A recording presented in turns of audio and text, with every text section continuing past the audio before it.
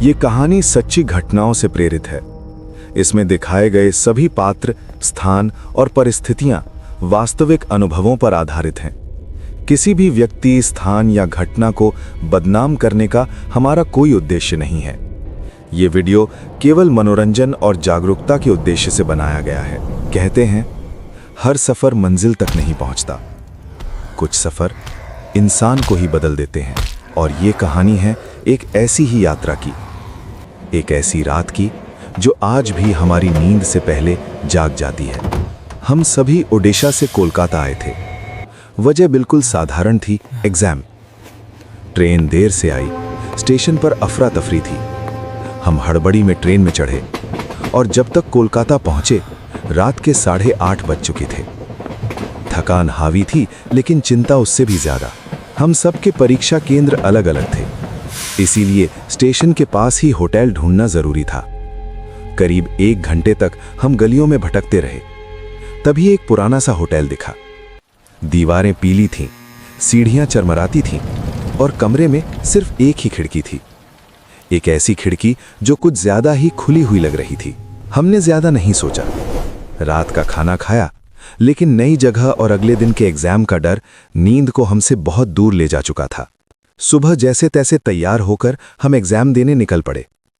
Paper के बीच बीच में आंखें अपने आप बंद होने लगी थीं। दिमाग सवाल पढ़ रहा था, लेकिन शरीर जवाब देने से मना कर चुका था।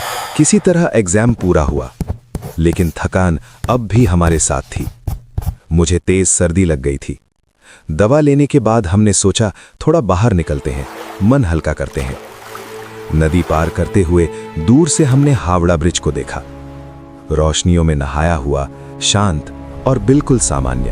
उस वक्त हमें जरा भी अंदाजा नहीं था कि वही जगह हमारी कहानी की सबसे बड़ी गवाह बनने वाली है। शाम को वापस होटल आए। दवा के असर से मैं गहरी नींद में चला गया। किसी ने एसी बंद कर दी और खिड़की खोल दी। रात के लगभग 2:30 बजे कमरे का माहौल अचानक बदलने लगा। एक दोस्त पानी पीने के लिए उठा। उसे ऐसा महसूस हुआ जैसे कोई उसे देख रहा हो। उसने इधर उधर देखा, लेकिन कुछ दिखाई नहीं दिया। वह वापस लेट गया। सिर्फ 5 मिनट बाद खिड़की से कुछ बाहर आया। अगले ही पल उसने हमारे दोस्त की गर्दन पर दांत कड़ा दिए। चीख गूंज उठी और वह पल भर में गायब हो गया। पूरी रात कोई नहीं सो पाया। डर, खामोशी और सवाल। सुबह जब रोशनी आई तो गर्दन पर साफ निशान थे। ये सपना नहीं था। हमने होटल मालिक से पूछा, उसके चेहरे पर हैरानी नहीं थी।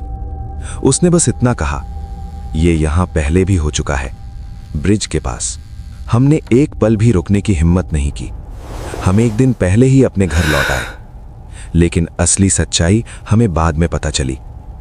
जिस खिड़की से वह आया था उस पर कभी जाली थी ही नहीं, और होटल के रजिस्टर में हमारे कमरे का नाम उस रात से पहले ही लिखा हुआ था। अगर आप कभी हावड़ा ब्रिज के पास रुकें तो रात में खिड़की बंद रखना।